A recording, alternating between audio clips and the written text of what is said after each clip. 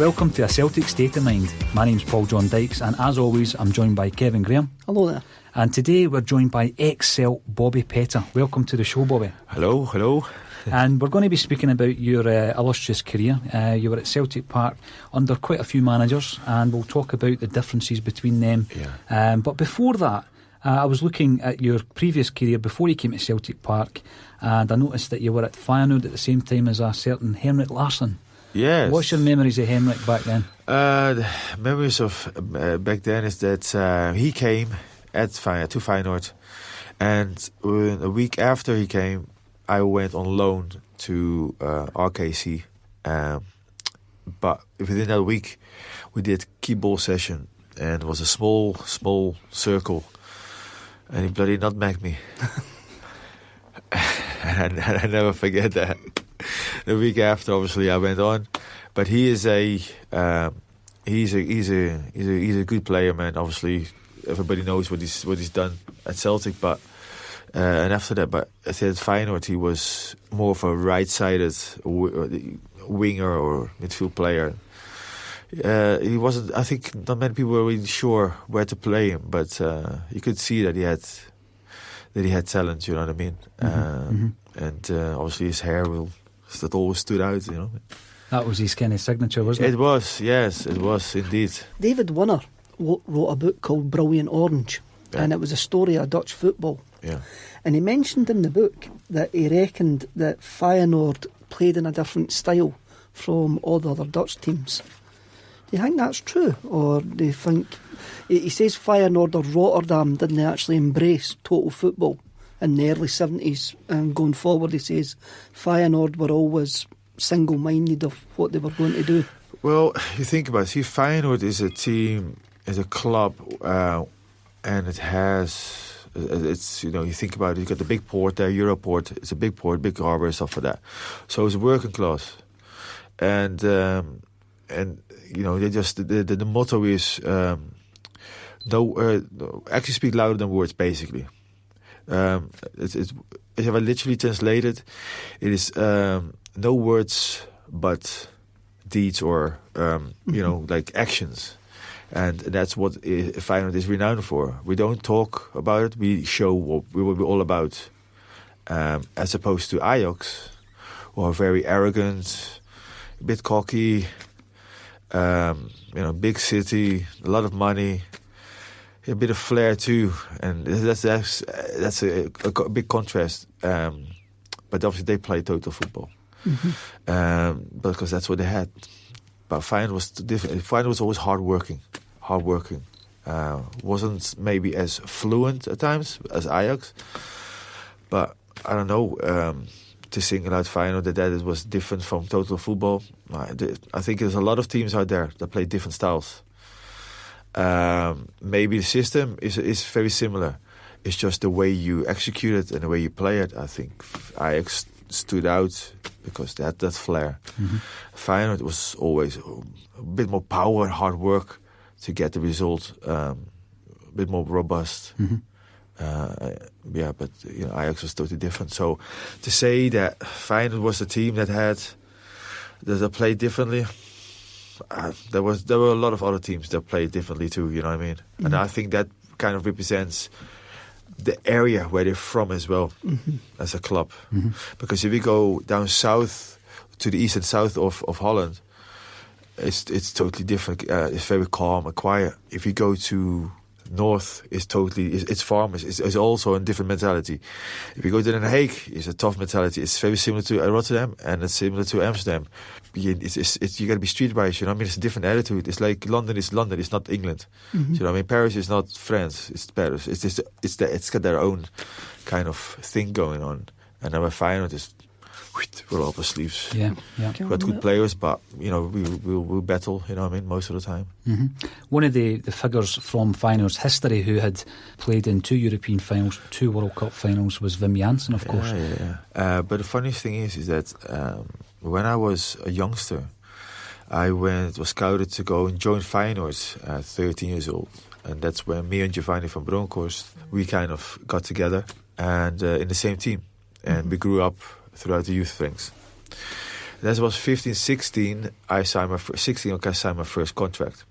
I was nearly signed for Ajax, and Feyenoord knew about it. They said, like, no, we wanted you to sign as a contract. So they came with the contract. But Wim Jansen was the manager, and he took me as a 16-year-old already with the first team. So to see Wim Jansen then go to Celtic, and obviously win the title the first year, stop it, and then it's kind of like Henrik is there. You've got Reggie Blink there. Yeah, things. That's the beauty of football, because you go separate ways, but you always come back and either play together, or you see each other again. I think that's the beauty of football. You were speaking about the kind of mentality or the approach of the Feyenoord in terms of the way they played the game. Moving to England, was that something that was an aspiration of yours? Is that, I'm trying to get into the mindset of a player playing in Holland, or the Netherlands rather. Yeah. Is it always in the back of your mind, let's go to Britain? Is England somehow a big pull for these Dutch guys? Oh, in my case, it was more of like, I want to play football. I had a bit of a reputation. There was an article that says enfant terrible. I just spoke my mind. That was it. I spoke my mind. I was a young player. 16. I was very, quite. I knew I was good, and you could see that I was, to be honest, with the first team of Feyenoord, was taking the mickey out of them. There's a great article of a guy called Javier Sayos. The Feyenoord first team, they have a lot of experienced players out there, and it's kind of like a hierarchy. He said, the young player comes in, he's got to know his place.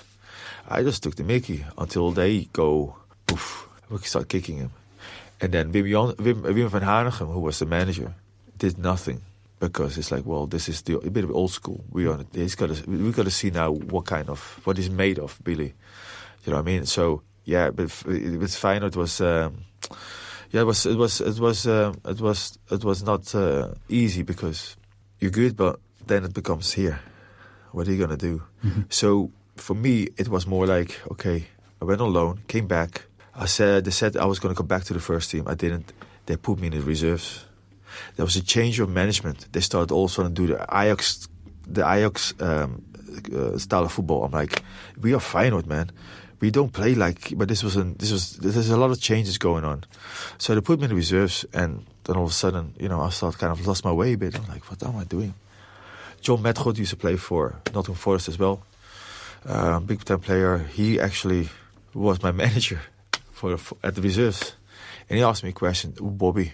First and foremost, we hate to see a player with such talent go to waste. What do you want?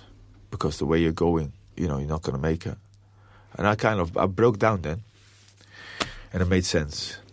Then out of nowhere, that's what I'm saying, out of nowhere, there's a guy comes up, Bobby, there's Ipswich Town, who's looking for a left winger, and he's a Dutch guy, but obviously he's got the connections with Ipswich, because of the Dutch connection that played in the past. And they're looking for it, so they're going to look at you.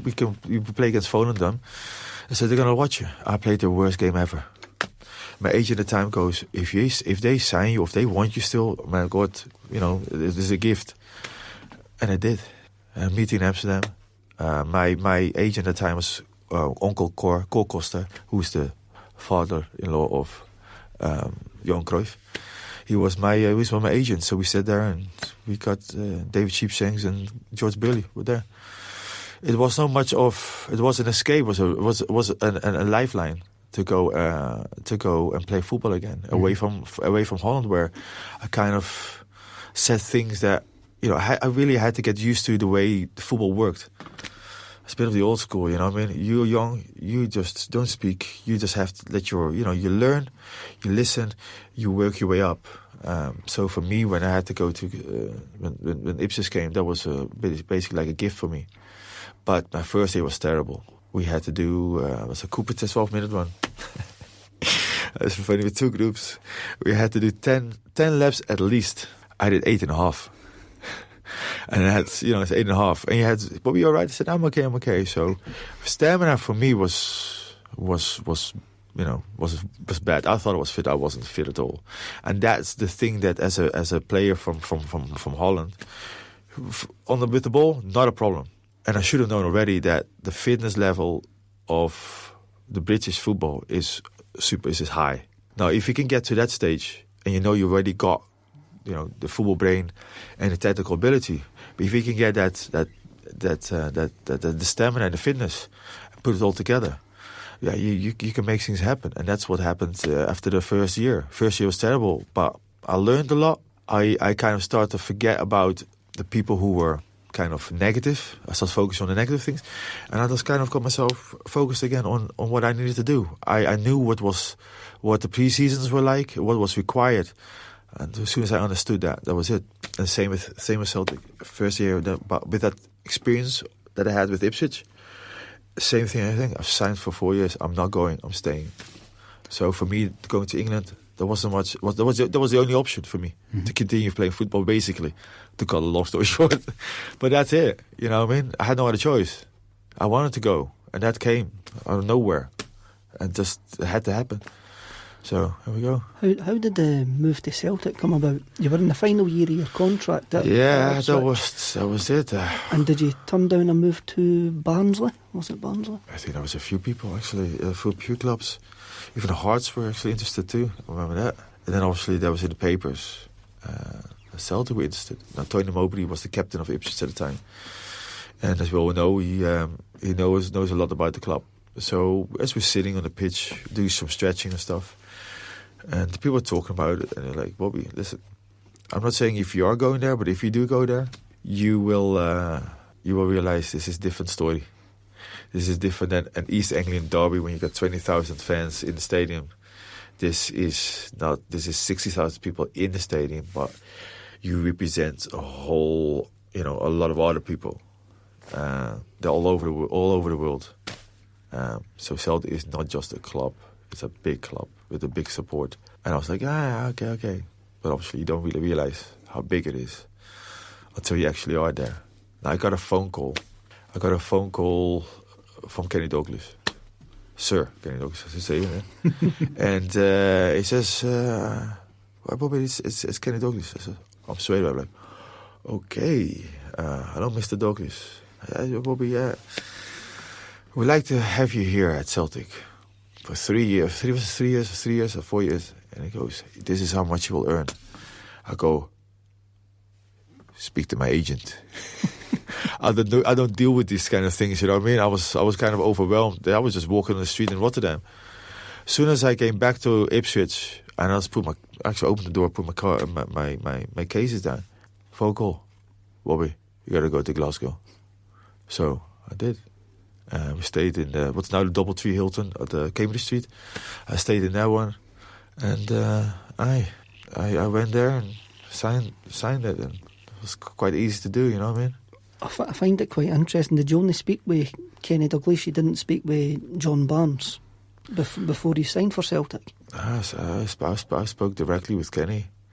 I find that weird because John Barnes' system played without wingers. Yeah. So, how did you feel? You moved to a big club, moved to Celtic. Yeah.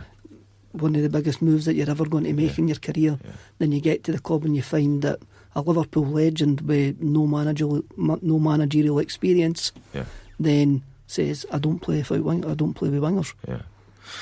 It was a strange one. I mean, I was obviously I played 4-4-2 when I was at Ipswich. That's what I was used to. I was on the wing, and to come to Celtic and they realized they want to play 4-2-2-2, which the Brazilians play, right? And that is, I'm like, I understand that, but you're taking something away that I'm good at. Play on the right, I don't mind, I play that. But it's like asking somebody to do something different than what you know he's good at. So he will be able to do the job that you want him to do, but he can do a lot more. And I know I can do a lot more only if you use me in the right system. And I think he played a system, but we didn't have the players to do that. And you can't play Lubo and Eyal Bergqvist together. That is impossible. You can't. They both want to dictate. Mm-hmm. So that's a clash in itself. And you would think then maybe with the knowledge that both men have, so John Barnes and Kenny Dalglish, you would have thought, we need to change this. That's a good question, actually. Mm-hmm. We thought we don't have the players to do this. And there was a bit of a divide because there wasn't so much of a team. It was a bunch of, to be honest, we were individuals. I think there was a change of the guard, so to speak, because different generation. You had your Tommy Burns, then you had your Wim Janssen, your Joseph Venglos. All these players that were there, and now it's like John Barnes. There's a new thing going on. I think a few players actually felt a bit threatened because, okay, what's going to happen here? And maybe that's why it was maybe dog world out there, because sometimes during the training sessions, it was, I'll give you a crap ball. Deal with that. I remember my first session, man. It was Alan Stubbs. And to be honest, I was training, blah, blah, blah. I was scoring goals, and that was a ball. I could have scored, but I took my time. And take the Mickey, and I still aided in the goal. Now, Alan Stubbs, okay, he was whinging. And I'm quiet, right? I don't really, I take it. I said, but he kept going. And then I've got a problem. I said, what is your problem? And I start shouting back to him, you know. I said, what is this? Blah, blah, blah, you know. And then Kenny Douglas goes to me. He goes, Bobby, shut up. I go, me shut up? Alan Stubbs is you can't let it go. And that was, now I realize it. I see now how this works. I see how this works. I came here on a free transfer. And this is the thing as well. Free transfer, Bosman ruling. If you're on a free transfer, you're cheap. Must be just you must not be good, because we would buy you then. That's another thing. Mm-hmm. But the perception has obviously not changed. But yeah, the thing like I had to still establish myself as a player in the team. Alan Stubbs is obviously a bigger player, has experienced it all before. And I felt like that's not fair, because I'll put my hand up if I instigated it, right? But I don't mind people saying something to me. But to keep going on and on about it, later on, I think that's a sign of, not saying weakness, but they're doing that on purpose. Mm-hmm. You know what I mean? I'm like, I know you can do something that I can't do, but I can do stuff that you can't do. They have a bit of mutual respect, right? I get the point. Leave it like that. But they always have people that keep going. Mm-hmm. So for me, it's like, you get your defenders here, but Reset in the right back. You've even had Petrov right back. Come on. I remember Come on. And then you had the Rafael Scheidt. I was going to ask you about him. I mean, he was a nice guy. It's not his fault he has a surname like that, right? And he comes to Scotland. It's not his fault. The guy can play, he's got skills, but I don't think the Scottish football culture was up his street. Mm-hmm. Sometimes it's not for them. It doesn't mean they are bad players. The word flop gets used far too many times in the papers. It's a flop. If a flop from Liverpool is now that's an Argentinian player. It's a flop somewhere else, and now he's Barcelona target, or whatever. I'm going, see, when you're on that level, see the word flop and he's a failure. That's so negative. He's not a flop. See, in order to get there, you need to have something in there, right? Because everybody calls himself, I'm a professional football player. So where do you play? Second division. I wouldn't even call myself a professional football player. No disrespect, but that's the one I call. If you call yourself, you aim there. And I think when players get criticized because they're rubbish, flop, this and that, they're not, and then also they succeed somewhere else because that environment is just, maybe the system is better, the where the country is better. It's the coach, you know, his confidence as well. You know what I mean? You need it's not just going to a club and play football. No, there's a lot more aspects that make a player succeed. Now, Rafael Scheidt, he had talent and potential, but it wasn't for him. The Scottish football coming in from South America, I mean, you mentioned Petrov as well. Yeah. In the early days, he didn't look like the player he obviously developed to become. Yeah. Was that simply because we were playing him out of position? Yeah, playing him at right back. To be honest, he didn't really understand the language. That was another problem. He had no. I mean, you see him now, right? He speaks very well, but he didn't. So he had to have people out there to help him. People that worked actually at the club. Was one of the guys who were. It's like one of the doormen and stuff within the stadium. He took him on his wing and helped him out because he needed that help too. And so I think communication was a big thing because you had a lot of different nationalities in the team when I first came. Mm-hmm. Yeah, some couldn't really speak English, and obviously Stan was one of them. But I think again, if you see Stan, you think, why did he play right back? Because if you look at him, you just know this guy has got a lot more. Put him midfield. So again, he started asking questions, man. Maybe they play right back to accommodate because he can't play in midfield yet because there's other people there. But we need to play him because we bought him. Well, we play him right back then. And I think sometimes that is thinking back. Sometimes they accommodate. One of the things that I spoke recently to Alan Stubbs, your big pal that you were just talking about. Listen, for me it was I had to get used to Alan's personality, and I respect it. See the 6-2 game when he was playing. I always thought I do not want him to shout at me, so I make sure that he's happy with me. So he had that influence on you on the pitch. Now Stubbsy said to me that there was an incident, and I think it might even have been pre-season, Bobby, where John Barnes believed that some of the boys had gone out for a drink. It might have been a European trip, and they were actually just sitting drinking juice, and he went up to Tommy Johnson's drink and drank it to make sure there was no vodka in it. Was there, quite early on, did you see that there was fractions there was going to be an issue with maybe his personality against a lot of international guys that were successes in their own right? I think for me, John Barnes is a fantastic player, and obviously has no managerial experience, but that doesn't really, that's why he's got Kane Dalglish. He is as well as a bit of like, okay, help you out and stuff like that, and Terry McDermott, and you would have thought that they knew more, But as we, and Eric Black obviously was there too. Forgot to mention him. Yeah, I think the inexperience showed a wee bit maybe, and he was a young manager too actually. And I think some of the players, I think you have to see Martin Neal comes in and he's the manager, and everybody goes like this. When John Barnes comes in, it's not like that. It's not that because they don't show him respect. It's just John is a friendly guy. He's you just go with that. It's just more like he's the manager, but I see him also as he's a good guy and you can interact, socialize with him, so to speak, right? Well, Martin Neal is different. It's different. He demands a certain respect, and everybody's quiet. But John Barnes, it's totally different. And he would actually say that there was personalities in there, there was clashes. And as I said, that first year, there was Jonathan Gould and you had Aya Bergerfish. They didn't get along. He yelled, shut up. Do you work hard, you lazy bastard, and all that kind of stuff, right? That was the funniest thing ever. And you sit there, right, and you're watching it all happen. Me and Reggie's there, and you're like, what is going on here, right? But you know that people were not happy because we weren't performing as a team. People weren't happy with the system we played because who plays 4-2-2-2? Who does that? Well, yeah, Celtic did at that time. But you know that they started off well with a 5-0 win Aberdeen. I remember that, but then very quickly, boom. And for me, when I was training and even on the pitch, I realized there's a sense of negativity it wasn't a team; it was a bunch of individuals. And there didn't seem to be any goodwill to the team. I was there. I think we went undefeated 10 games at the start of that season, and we lost at Tannadice. And it changed very quickly. Even though we had went 10 games unbeaten, that defeat, I remember going back down the road, and the supporters were there wasn't any goodwill. The goodwill had went very, very early on in that. Obviously, Martin then comes in. Martin, who done extremely well down in England.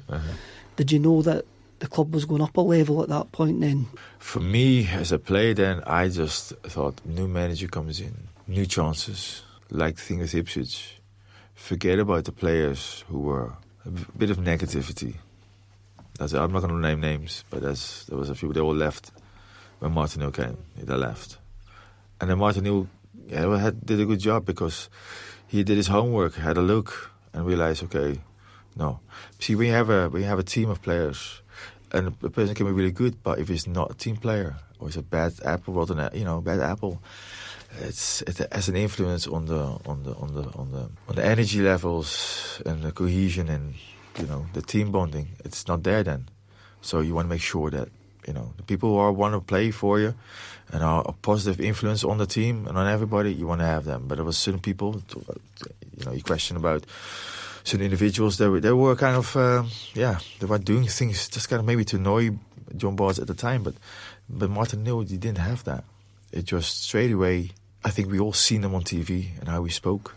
Never looked actually now. Just always looks down. You know what I mean? And very intense, but a lot of passion.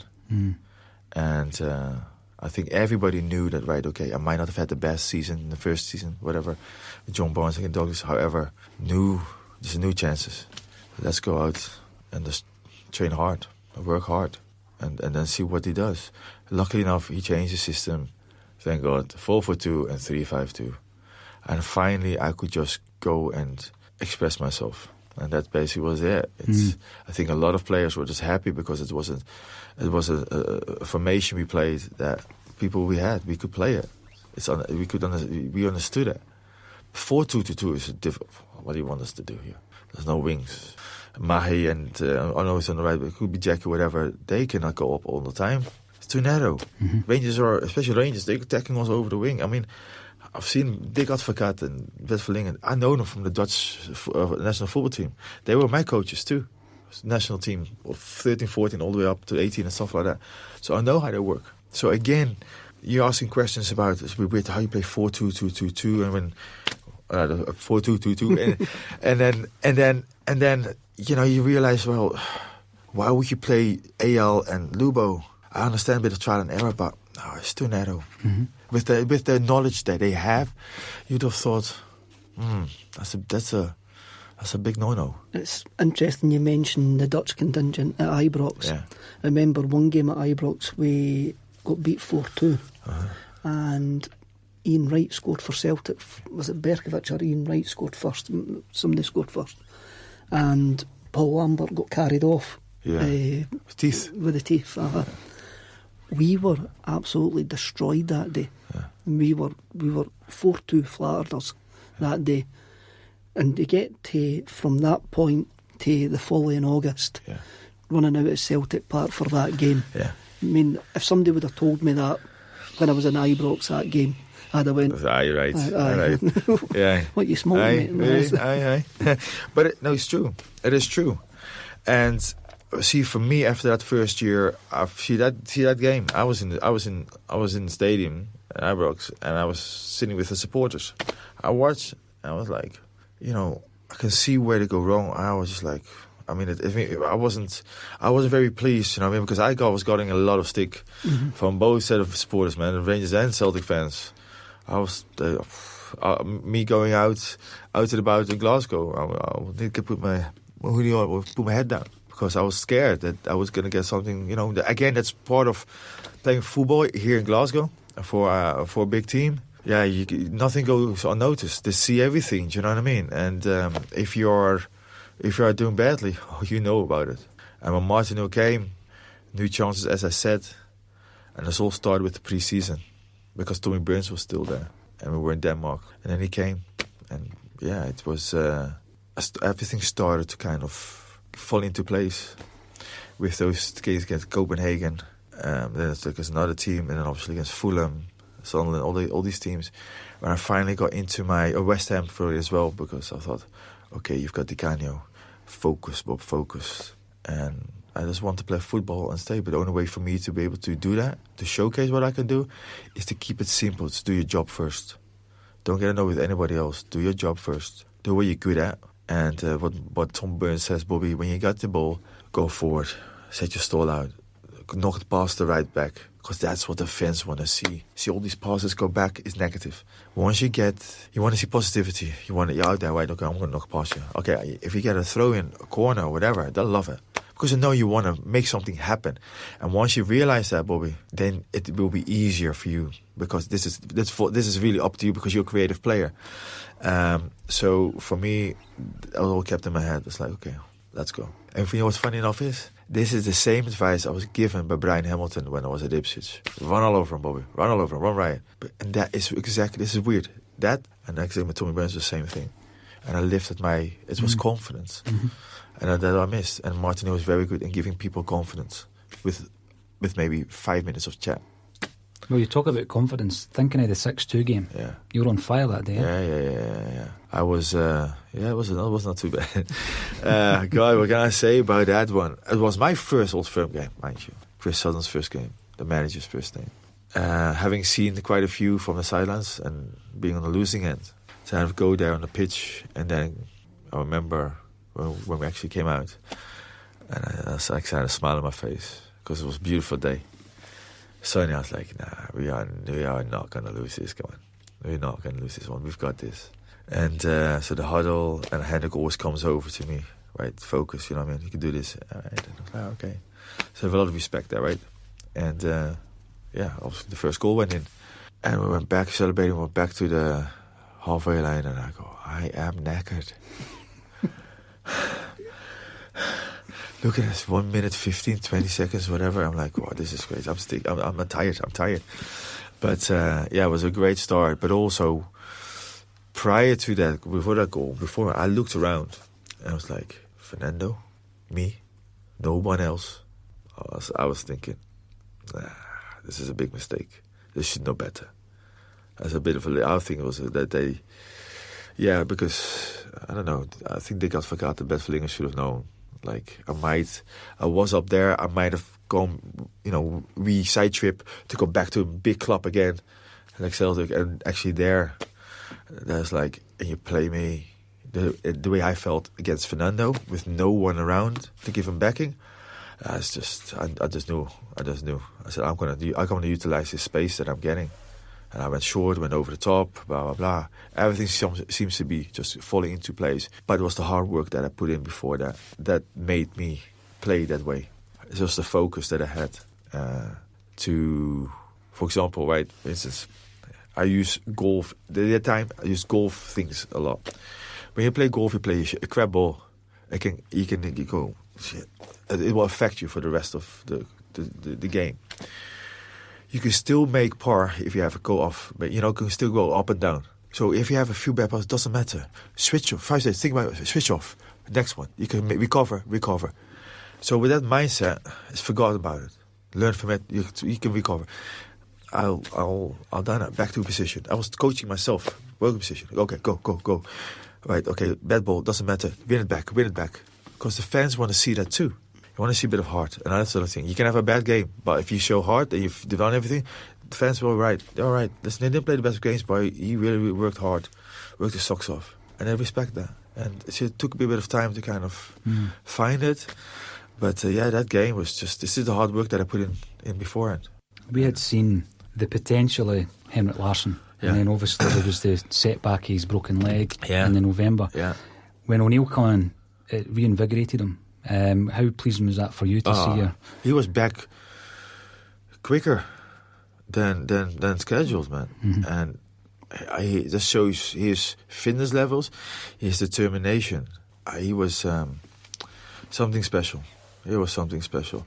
Lots of respect. For me, but for me, it's always, I find it easy to play with Henrik, plays like him. Because once I get the ball on the wing, only thing I take it out of my feet, I look up, and I already know where the forward should be running, where the space is, and he just knows. So you're in sync. I know where I put it. I chip it or I play it down the line. You just know he will hold it up. You just support him, but you know he's so clever, and he's one of many players we had in the team. I think we had a fantastic team. Everybody had that part to play. I mean, like a Didier on the right, me on the left. So we had men on the park, big freaking defenders, no nonsense. It's Martin always used to say, just defend with your lives, put your head there. Simple. We could play over the wings, we can play through the middle, because we had experience. We had Stan, we had Thompson too, and then we had Lenny was more holding. Paul Lambert, he's got experience, but Stan could go forward. And then you had obviously Lubo. But I forgot about him, I mean, there's not so this guy is, I love watching him, I mean, we get on really well, and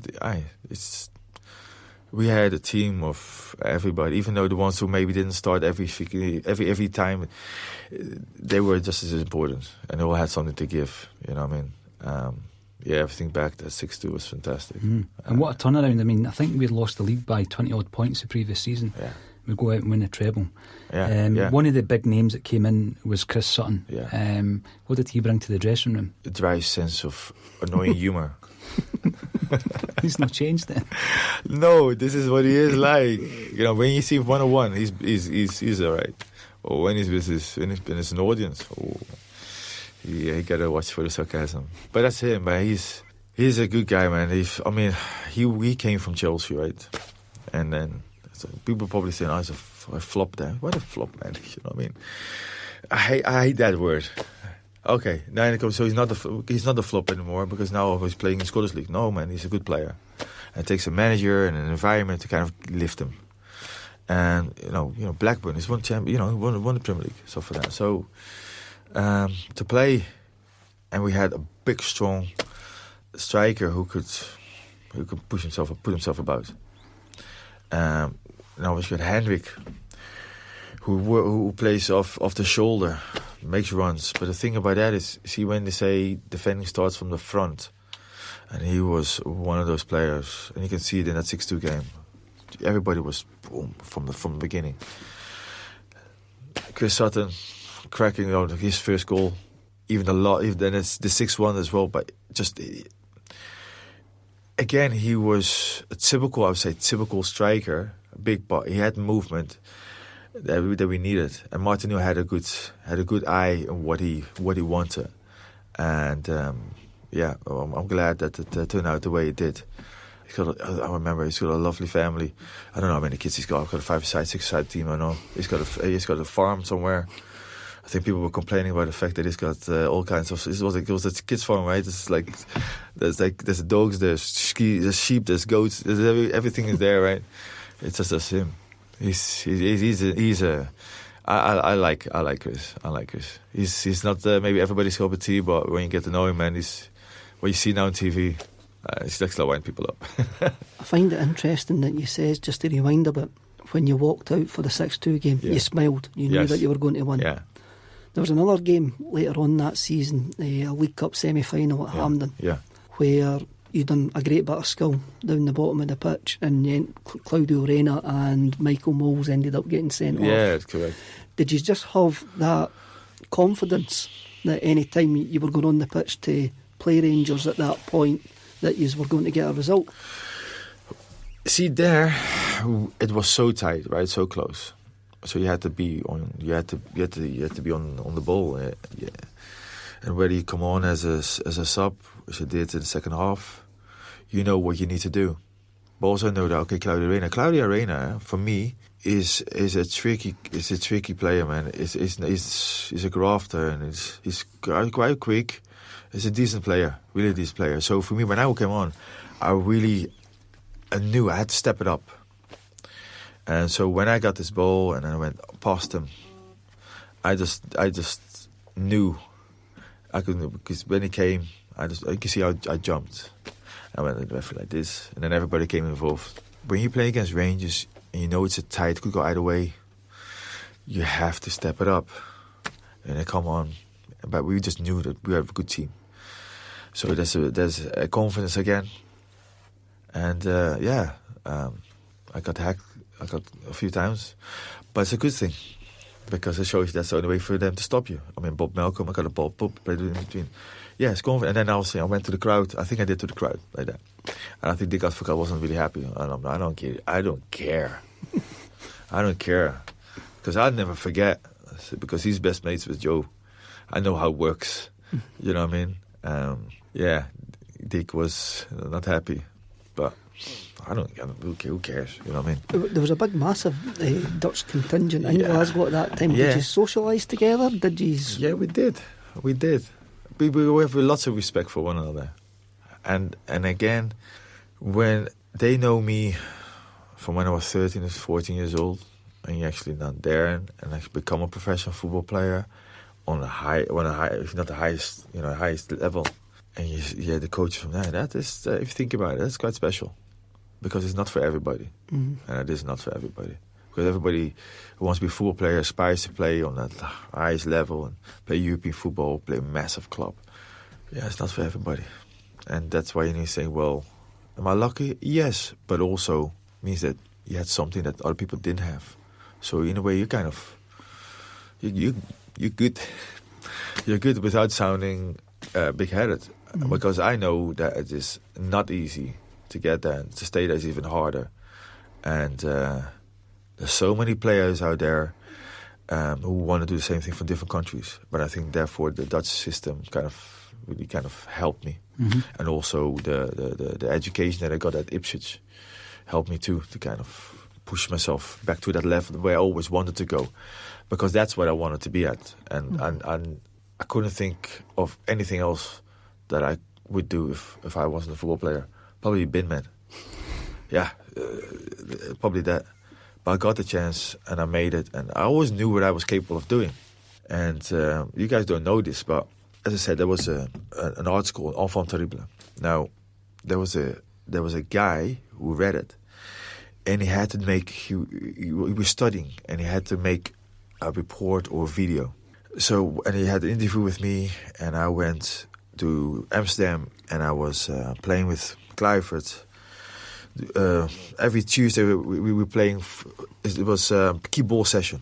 So he had comedians. Freek de Jong is a very famous Dutch a comedian. Jacques Zwart, he's still playing. How old is he? He's in the 70s at the time. We play. You get all collective celebrities or football players, and we had a good interview. And then he says, "Bobby, the forgotten man." You know what I mean? And so we went to the Dutch squad. They were preparing themselves for a tournament. And as I stood there, the players came by after the training session, and I shook my hand. "Hey, Bobby, how's it going?" And it's like, yeah, this is where I want to be. 3 years later, I was actually there. You know what I mean? And I was like, yeah, I did make it. You know, I think it's still video. I still have it in the house. I don't know if the quality is any decent, but it's weird how it works. I always said 3 years by that this is where I should be. Mm-hmm. I want to get back there. And I did. How satisfying for you, Bobby, was it to go back to Amsterdam and perform so well in that game, 3-1 against Ajax? Yeah, that was special, because first time back in your home country. And then you play against Ajax, arch rivals, because I come from Feyenoord. Now, Leo Beenhakker is technical director of Ajax. Now, I told you I was going to go to Ajax, and it was Leo Beenhakker who came to my house, because his ex-wife was good friends with my mom and dad, because they played tennis together. So this is the story. This is exam week. Knock on the door. Who is that? Come in. He walks in. Bobby, a surprise for you. Oh, Mr. Beenhakker. A lot of respect, right? I mean, Real Madrid manager, stuff like that. Ajax, Feyenoord. It's like, we want you to come to Ajax. Amateur level, right? So I signed the papers. But then I started thinking, I know who they have there. I'm already kind of, in a way, established. I've got a name here in Feyenoord. There, I know who I'm playing against. Not saying I was afraid of the competition, but there's competition. So I got to weigh it up. My half-brother was living in Amsterdam too, so... Anyway, I signed the papers, but then Feyenoord came and offered me the contract. I was like, well, it made sense to kind of stay there. I established myself there. So Leo Beenhakker phoned me up. He says, I was 16. So he phoned me up, and it was hard to tell him. I said, I'm sorry, but I'm a little bit disappointed. I haven't spoken since, until then. Until Amsterdam. And that's quite nice. Was it before or after the game he spoke to you? I think it was after. It could be before, but I think it was after the game. Yeah, and then after that game, some of the guys, Danny Muller, his dad, Benny Muller for Ajax.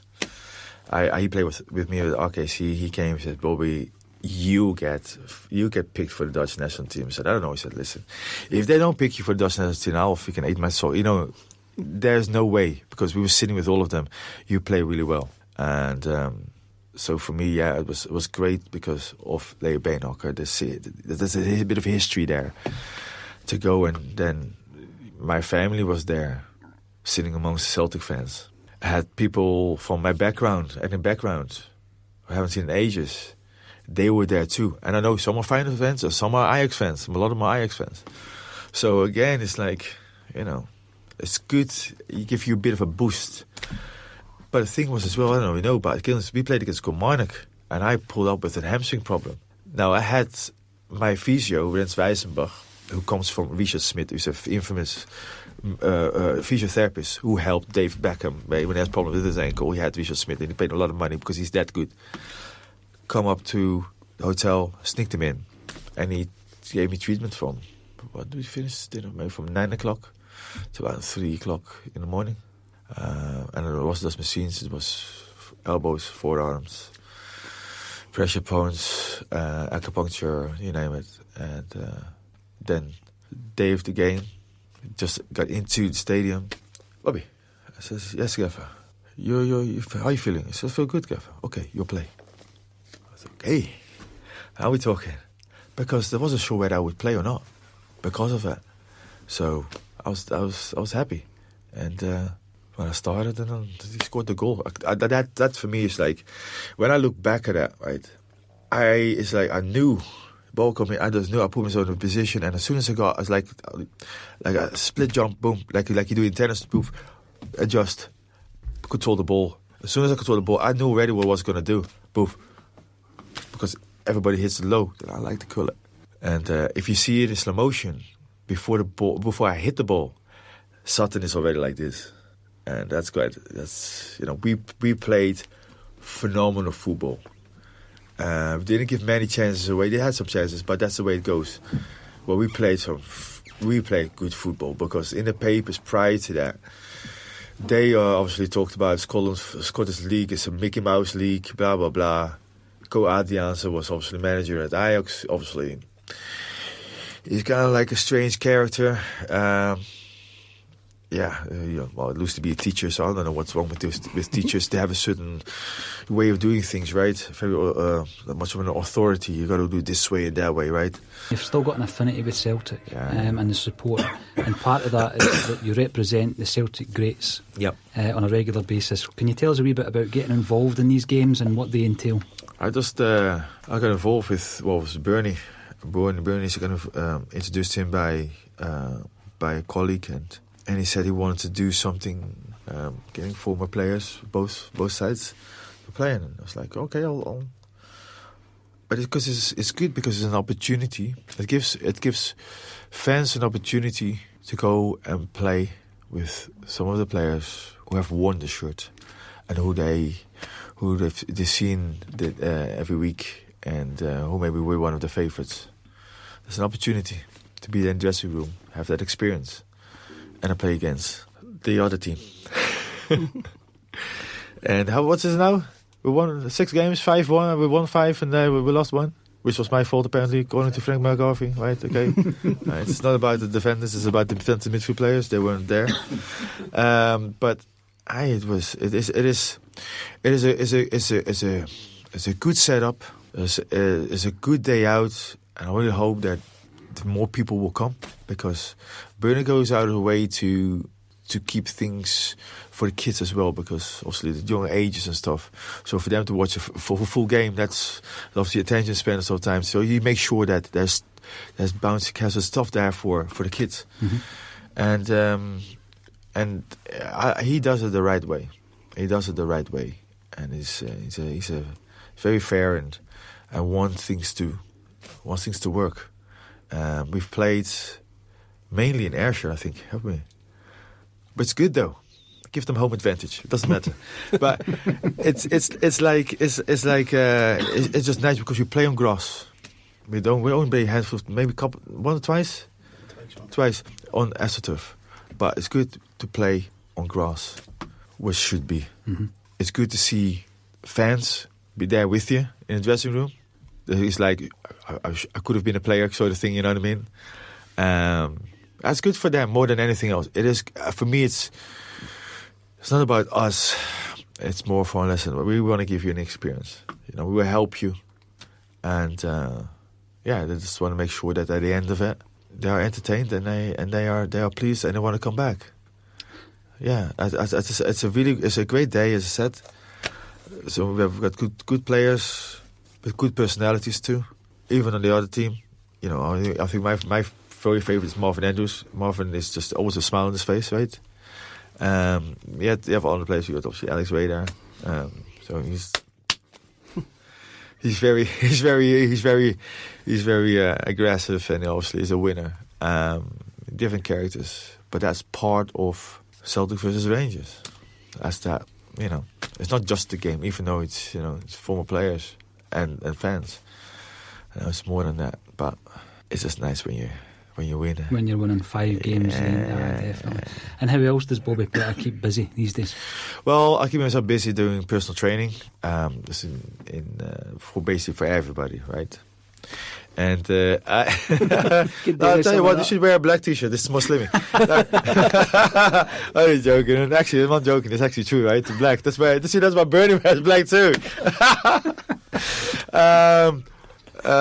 I'll do personal training for everybody, really. But mainly, I've been doing a lot of one-on-one football training, or PT, whatever you want to call it, for younger kids. So I like to be available for the younger people, but also for professionals or semi-pros, juniors, amateur level, just to kind of make a difference in their football development, or just enjoy the game a lot better. But I really realized that the coaching here in Scotland, especially for the youth, needs to change. And they need to put a lot of emphasis on the technical ability of the game. Doing one or two moves is not enough. There's fundamentals like anything else. That's a big box of fundamental ball controls, techniques that you need to have in your locker. It's standard. But you see these kids and they can't do it. They can do maybe one or two, and that's not good enough. And in Holland, I say, we do this left and right. I'm left-footed, but I can do it with my right. It is practice, because they don't know. So the whole build-up is kind of like, you do your warm-up, you do your technical ability, then you do your maybe keep ball session, or you do crossing, finishing, and then you finish off with the game. You always have to win the game. But age group 6, 7, up to 13, 14, you need to do like certain skill sets, man. Shooting, passing, inside, outside foot, bend. There's so many, right? Even tackling. Know how to tackle. People say, "Oh, how to tackle?" I said, "Ball and player." So no, tackle, get the ball. If you can do it, it's quite beautiful actually, because we used to do this in Holland, when we took a separate session and it just like poof, you dribble and it's like right, a sliding tackle. It's all about timing. You can knock it or you can keep it, and there's nothing better. Did I got this? How many times did you check back? Sliding tackle from around the corner, boom, it gets the ball, gets up. It's awesome to see. But you can train on that. You know what I mean? You can train on that.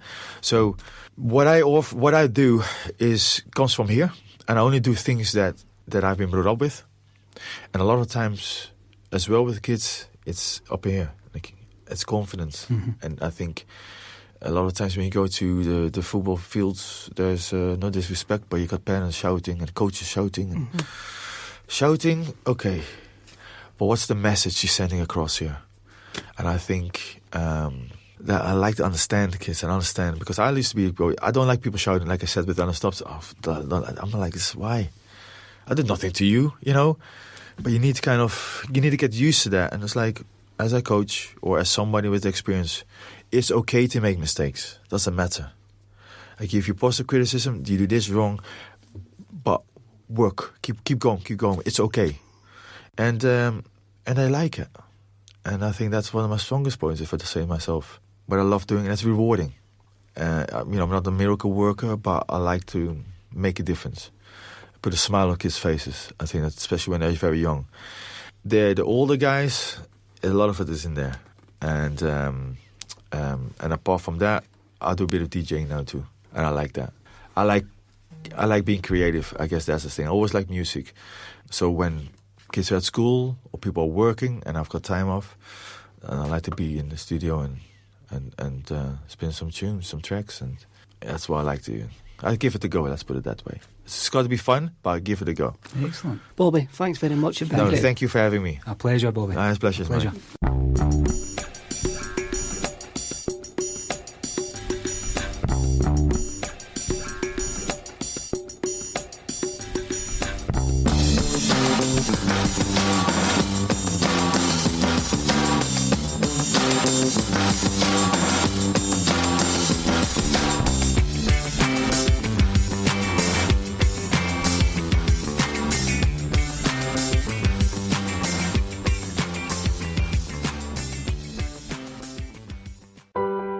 Halifax, we understand that as life returns to normal, it's a little bit different for everyone. You might feel good being out and about again, or maybe you still feel safer being at home. Perhaps it's even a good time to consider moving. Right now, What matters is being wherever you feel most comfortable. And wherever that is, the Halifax are here to help. Online, on our app, over the phone or in branch. Terms, conditions and restrictions apply. Here's to you that learnt with homeschooling that your kids are smarter than you. Here's to all the self-taught banana bread bakers. And to you that rock that very questionable homemade haircut. Costa is giving £3 to everyone that missed us as much as we missed you. Get your £3 in the Costa app today and enjoy a coffee, cake or snack on us. Go on, you earned it. Terms and conditions apply. For details visit costa.co.uk/terms.